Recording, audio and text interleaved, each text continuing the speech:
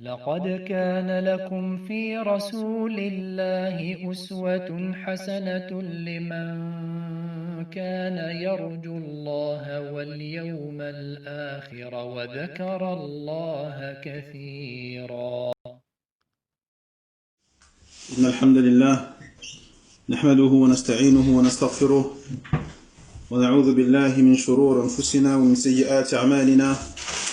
من يهده الله فلا مضل له ومن يضلل فلا هادي له، وأشهد أن لا إله إلا الله وحده لا شريك له، وأشهد أن محمدا عبده ورسوله صلى الله عليه وعلى آله وصحبه وسلم. يا أيها الذين آمنوا اتقوا الله حق تقاته ولا تموتن إلا وأنتم مسلمون. يا أيها الناس اتقوا ربكم الذي خلقكم من نفس واحدة وخلق منها زوجها وبث منهما رجالا كثيرا ونساء، واتقوا الله الذي تساءلون به والأرحام إن الله كان عليكم رقيبا. يا أيها الذين آمنوا اتقوا الله وقولوا قولا سديدا يصلح لكم أعمالكم ويغفر لكم ذنوبكم، ومن يطع الله ورسوله فقد فاز فوزا عظيما.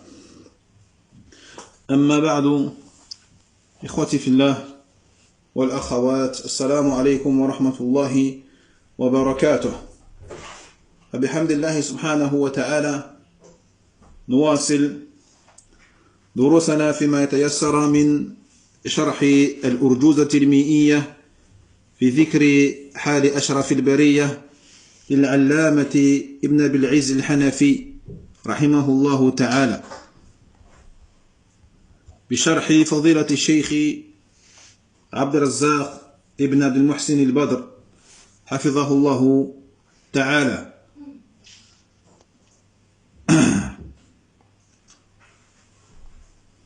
نعم.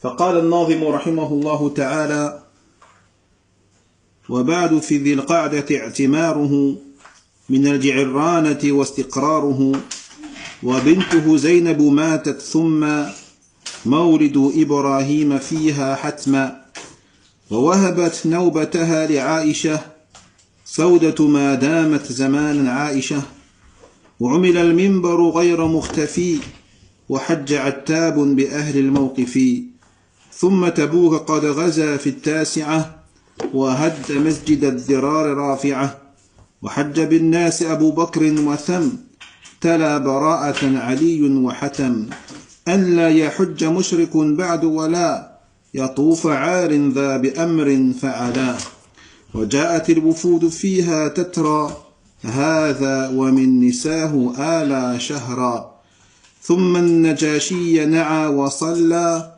عليه من طيبة نال الفضل. طيب، إذن لما فرغ الناظم رحمه الله من حوادث السيرة النبوية المتقدمة في الأعوام السوابق، ذكر ها هنا ما بقي من حوادثها في الأخير، وهو عنده واقع بين الربيعين، وأما عند غيره فبعضه واقع في سنة وبعضه واقع في سنة أخرى. طيب. Donc lorsque l'auteur ici, rahimahullah ta'ala, il a terminé d'évoquer les événements de la prophétie ou de la biographie prophétique, donc durant toutes ces années précédentes, il va évoquer ici ce qu'il reste des événements durant la dernière année. Donc il faut savoir que pour l'auteur, la dernière année, elle va du mois de Rabi' jusqu'au mois de Rabi'. Elle va du mois de Rabi' entre les deux Rabi'. Alors que chez d'autres savants de la sira du Nabi sallallahu alayhi wa sallam, eh bien il faut savoir que certains de ces événements-là, pour eux, se sont déroulés durant une année, alors que d'autres se sont déroulés durant une autre année. طيب. إذن هنا قال الناظم رحمه الله تعالى ومات إبراهيم في العام الأخير والبجلي أسلم واسمه جرير. إذن هذه هي الحادثة الأولى وهي وفاة إبراهيم ابن النبي صلى الله عليه وسلم. فقال الناظم ومات إبراهيم في العام الأخير وهو العام العاشر من الهجرة. Donc il dit ici l'auteur rahimahullah ta'ala, et Ibrahim est mort durant la dernière année, c'est-à-dire la 10e année de l'hégire. Donc on parle ici donc du premier événement de cette dernière année qui est le décès d'Ibrahim, le fils du prophète alayhi salatu wassalam. قال ابن حجر في الإصابة إبراهيم ابن سيد البشر محمد ابن عبد الله أو محمد ابن عبد الله بن عبد المطلب بن هاشم أمه مارية القبطية ولدته في ذي الحجة سنة 8 ومات سنة 10. طيب. Donc ici Ibn Hajar rahimahullah ta'ala dans son livre l'Isaba, il parle donc du fils du prophète Ibrahim. Il dit c'était donc Ibrahim, le fils du maître des êtres humains, Mohammed, le fils d'Abdullah, le fils d'Abdul Muttalib, le fils de Hashim. Et donc la mère d'Ibrahim c'était donc Maria al-Qibtiyya, Maria la Copte, qui a donc accouché d'Ibrahim durant le mois de Dhul Hijjah, l'année 8 de l'Hégire, et Ibrahim il est décédé l'année 10. Donc il avait à peu près 2 ans. Donc il est mort, il avait 2 ans. طيب. رحمه الله تعالى ورضي الله عنه. نعم. ثم قوله رحمه الله والبجلي بسكون الياء مراعاة للوزن أسلم واسمه جرير. أسلم واسمه جرير ابن عبد الله البجلي الصحابي الجليل، وكان إسلامه في هذه السنة. جزم الواقدي بأنه وفد على النبي صلى الله عليه وسلم في شهر رمضان سنة 10، وأن النبي عليه الصلاة والسلام بعثه إلى ذي الخلاصة. نعم. Donc il poursuit en disant l'auteur rahimahullah et al-Bajali. Donc et al-Bajali. Donc pour ceux qui mémorisent le poème, ici on dit al-Bajali avec un soukoun sur le ya afin de prendre soin de l'équilibre des vers du poème. D'accord? Donc on dira wal-Bajali et pas wal-Bajaliyu, mais seulement wal-Bajali aslama wasmuhu jarir. طيب. Donc il dit aslama wasmuhu jarir. Donc al-Bajali s'est converti à l'islam et son prénom c'est Jarir. D'accord? Donc le compagnon Jarir ibn Abdullah al-Bajali, un noble compagnon. Et donc il a embrassé l'islam cette année-là. طيب. Comme a dit également donc Al-Waqidi rahimahullah ta'ala, un des célèbres historiens de l'islam du 2e siècle de l'Hégire, qui a dit que donc Al-Bajali était arrivé pour rencontrer le prophète alayhi salatu wassalam. C'était yéménite, donc il venait du Yémen pour rencontrer le prophète alayhi salatu wassalam durant le mois de Ramadan. Durant le mois de Ramadan, l'année 10 donc de l'Hégire. Et il faut savoir aussi que le prophète par la suite sallallahu alayhi wa sallam l'a envoyé détruire ce qu'on appelle Dhil Khalasa, qui était donc une mosquée, plutôt une fausse Kaaba, qui avait été construite au Yémen et dans laquelle les gens adoraient des fausses divinités en dehors d'Allah tabaraka wa ta'ala. Donc le prophète il a envoyé Jarir ibn Abdullah pour détruire cette fausse Kaaba. Naam. On appelle donc Dhul Khalasa. طيب.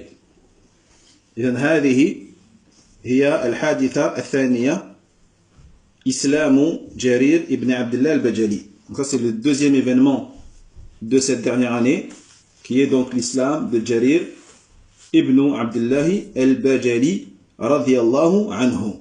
ثم قال الناظم رحمه الله وحج حجة الوداع قارنا ووقف الجمعة فيها آمنا. وحج أي النبي صلى الله عليه وسلم في هذا العام الأخير العاشر من الهجرة، حجة الوداع. ولماذا سميت حجة الوداع؟ لأنه عليه الصلاة والسلام ودع فيها أصحابه، وقال فيها فإني لا أدري لعلي لا أحج بعد حجة هذه.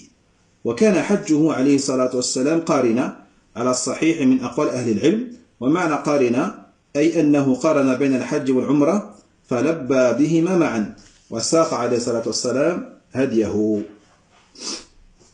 Il poursuit ici l'auteur, rahimahullah ta'ala, et il dit donc, et il fit le pèlerinage. Donc ici, c'est-à-dire le prophète, sallallahu alayhi wa sallam, fit le pèlerinage durant cette année-là, donc la dernière année, qui est la 10e de l'Hégire.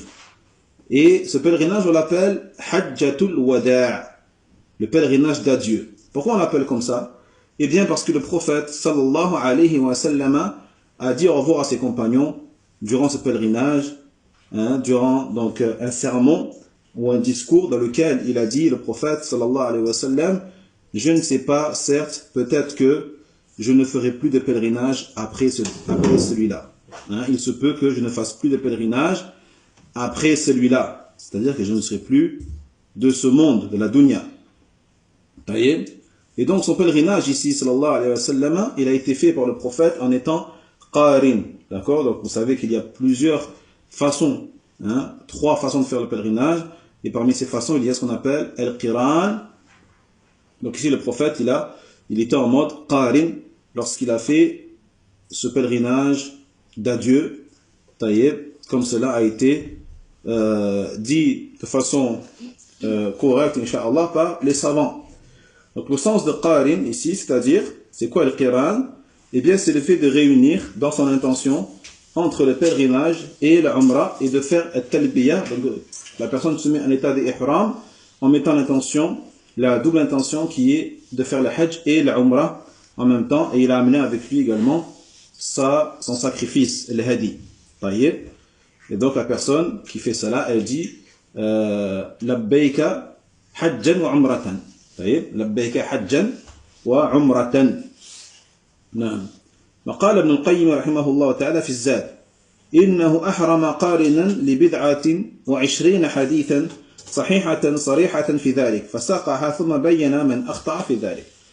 Donc il dit Ibn al-Qayyim rahimahullah ta'ala, qui est donc d'avis que le prophète sallallahu alayhi wa sallam était en mode qarin lorsqu'il a fait ce pèlerinage d'adieu. Donc il a dit, le prophète il s'est mis en état d'ihram en étant un qarin, et cela a été rapporté par 20 et quelques hadiths qui sont tous authentiques et explicites à ce sujet-là. Puis il a mentionné les hadiths et il a mentionné également et exposé les erreurs de ceux qui disent autre que cela. ثم قال الناظم رحمه الله ووقف الجمعة فيها آمنا أي أن الوقف في تلك السنة كانت يوم الجمعة. جاء في الصحيحين عن عمر بن الخطاب رضي الله عنه أن رجلا من اليهود قال له يا أمير المؤمنين آية في كتابكم تقرؤونها لو علينا معشر اليهود نزلت لاتخذنا ذلك اليوم عيدا.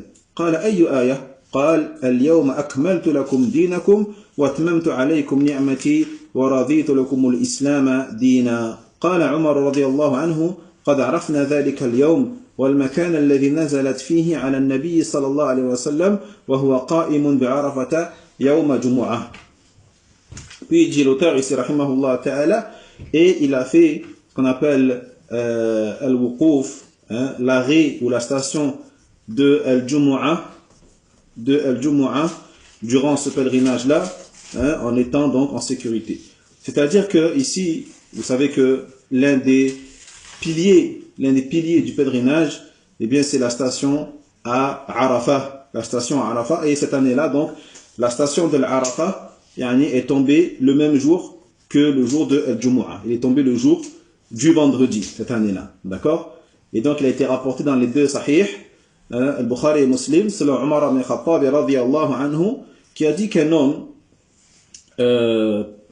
parmi les juifs, donc un juif, est venu le voir et lui a dit, ô chef des croyants, un verset que vous lisez dans votre livre, s'il était descendu sur nous, yani les juifs, eh bien, on aurait pris ce jour-là comme un jour de fête. Et Omar, il lui a dit, de quel verset parles-tu? Et les juifs de répondre, le verset d'Allah tabaraka wa ta'ala, dans le sens rapproché du verset, aujourd'hui, j'ai parfait pour vous votre religion, j'ai complété sur vous mes bienfaits et agréé pour vous l'islam comme religion.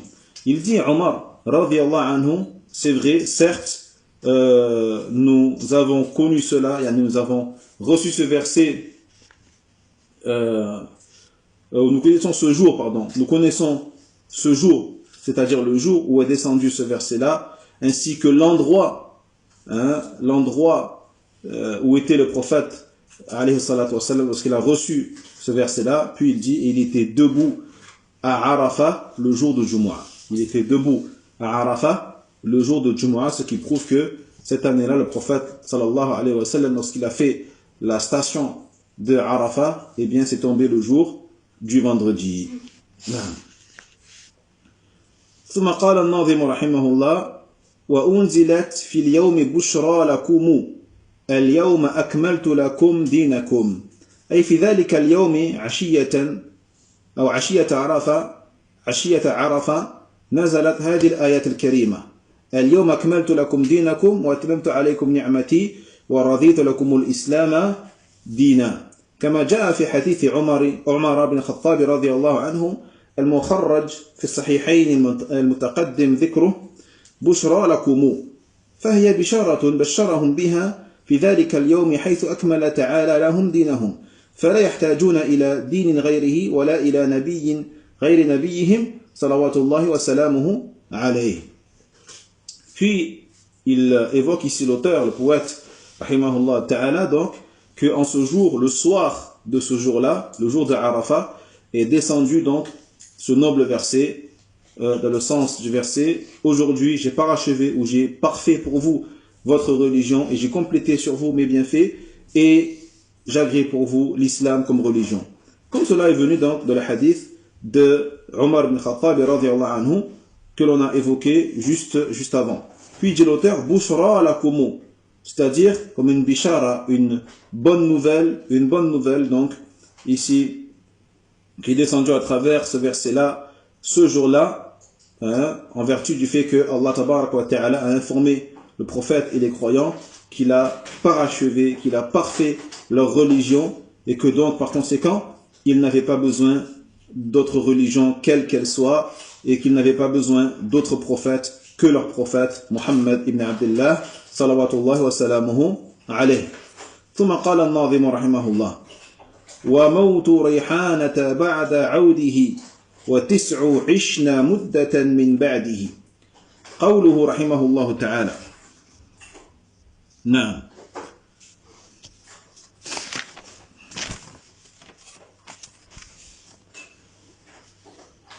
وموت ريحانة رضي الله عنها بعد عوده أي بعد عود النبي صلى الله عليه وسلم من الحج وسبق بيان أنها مما أفاء الله عليه من سبايا بني قريظة وأنها من سراريه وإمائه وليست من أزواجه صلوات الله وسلامه عليه.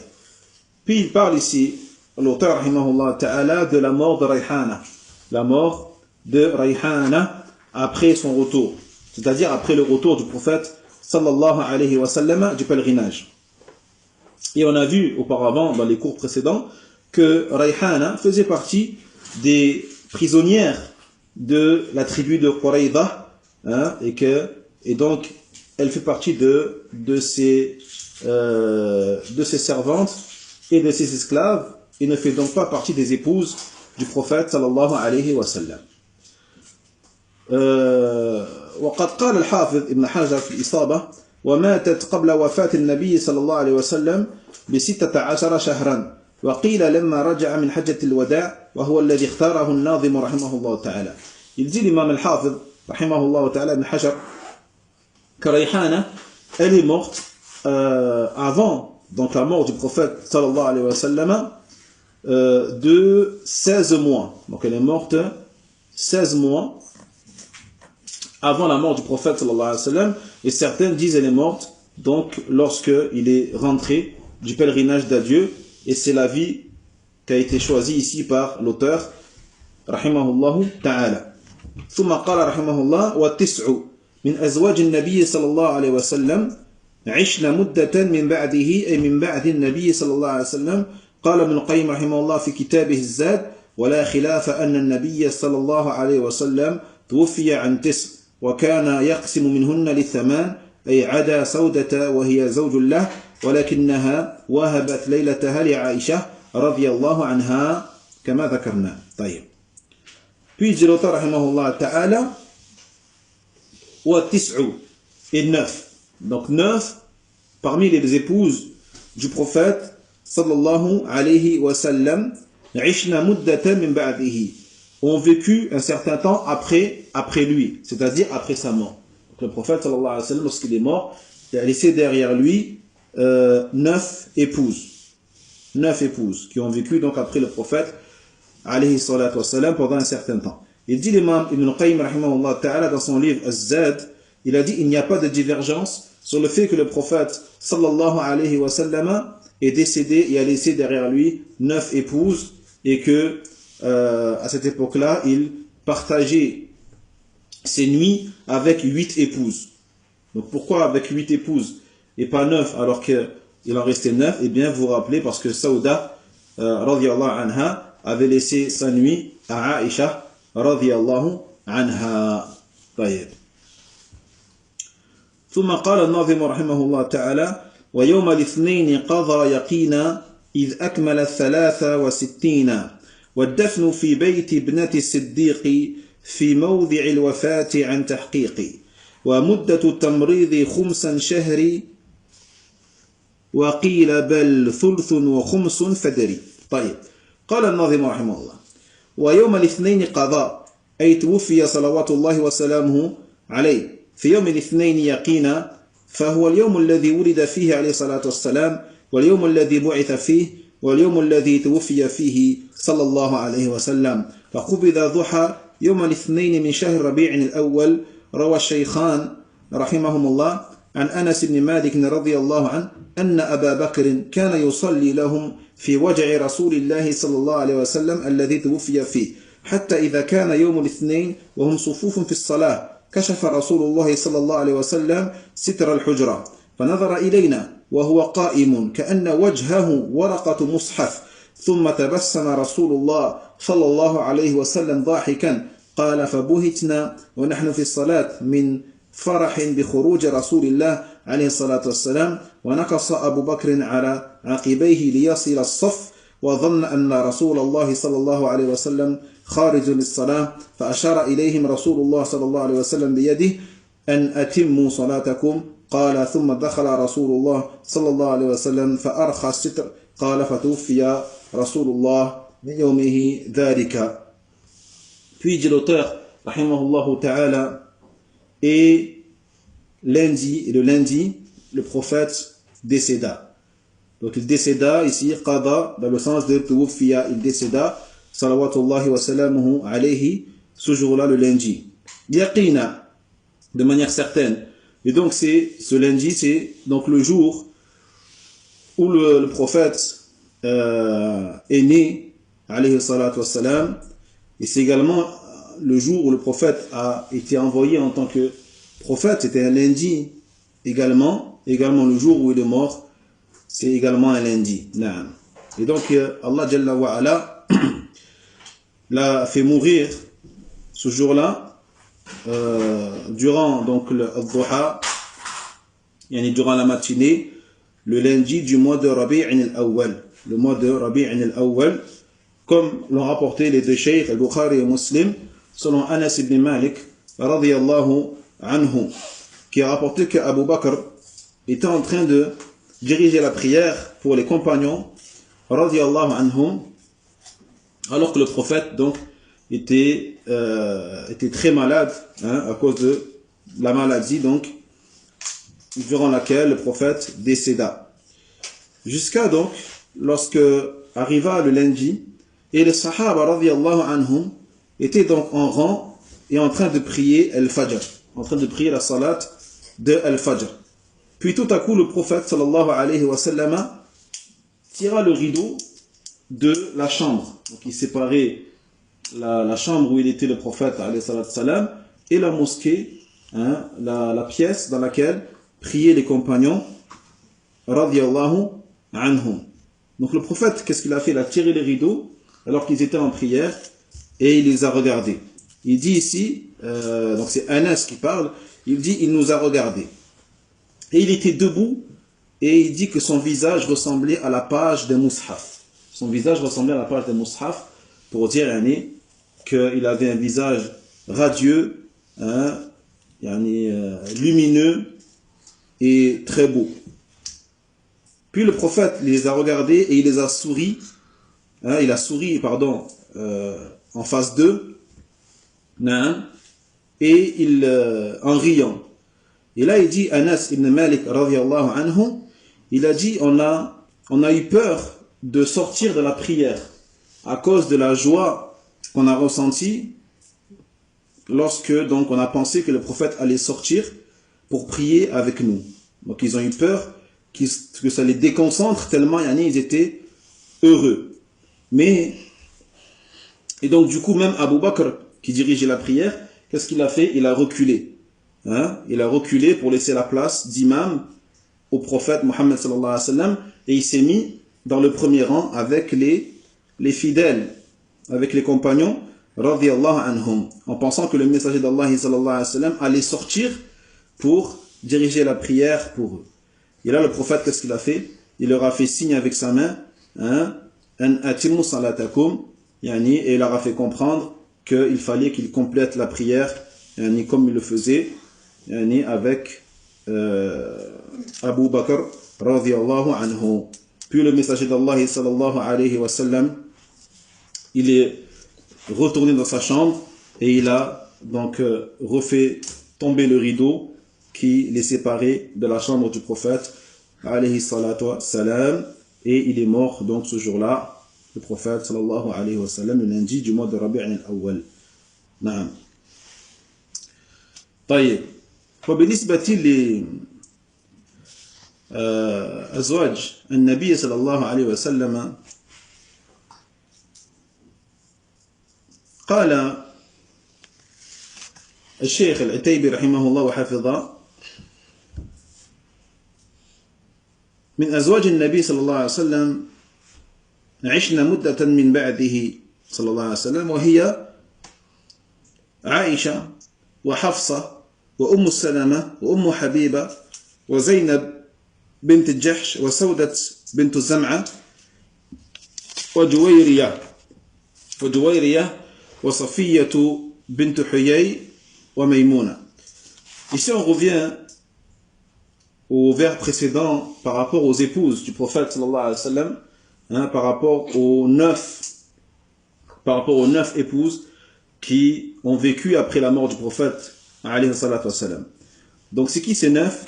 Il dit, le cheikh, c'est Aïcha, d'accord, Hafsa, Salama, Habiba, Zaynab bint Jahsh, Saudat bint Zam'a, Juwayriya, et enfin Safiya bint Huyay et Maymouna.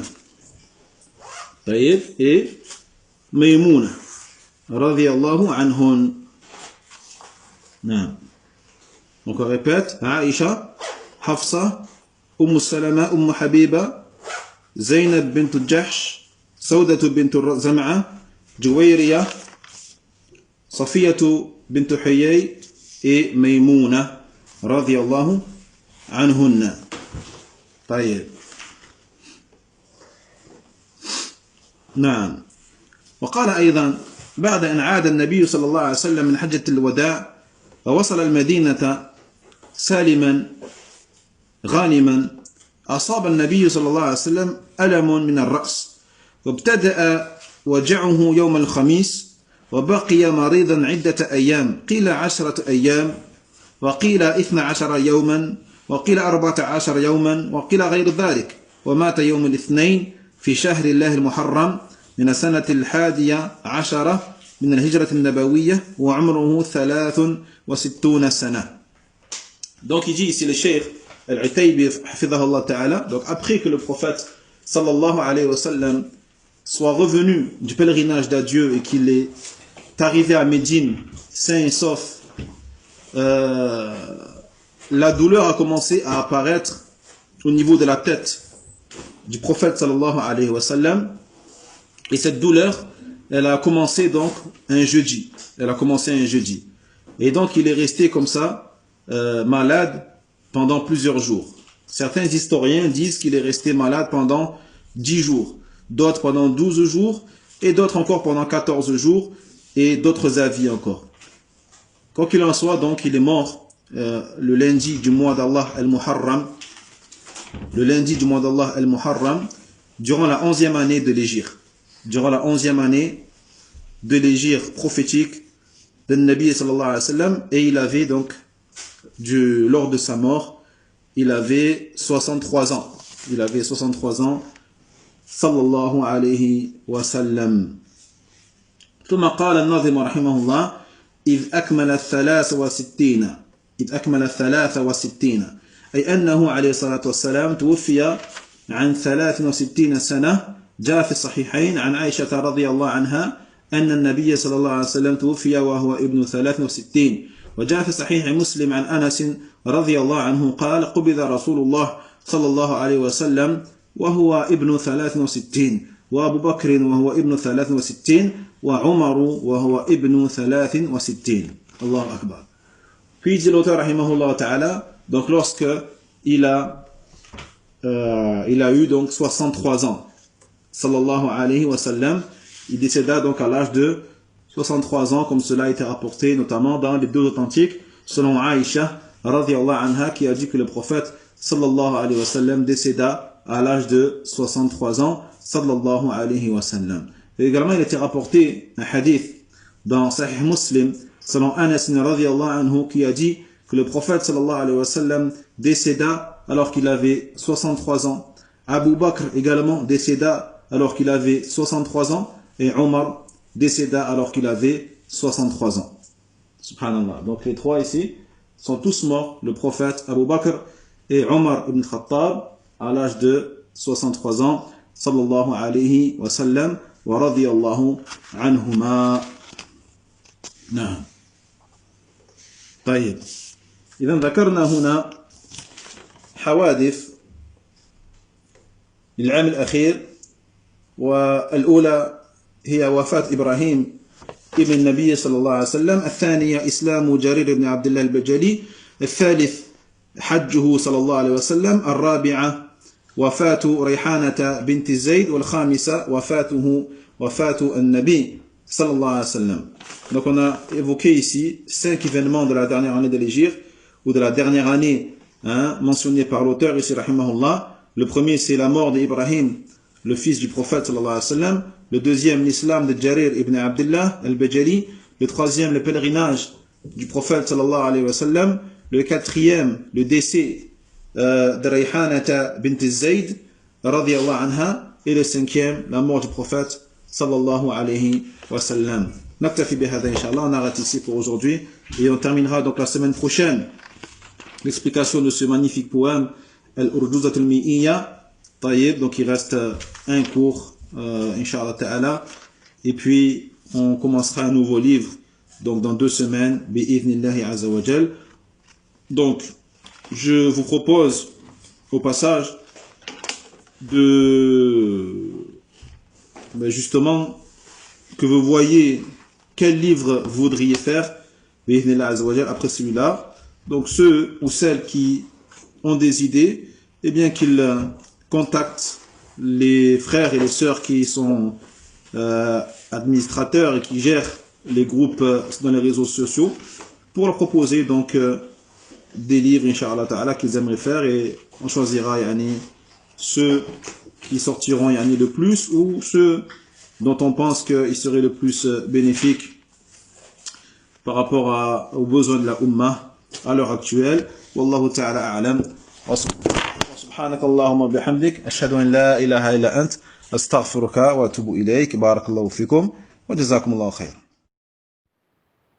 وينجي الله الذين اتقوا بمفازتهم لا يمسهم السوء ولا هم يحزنون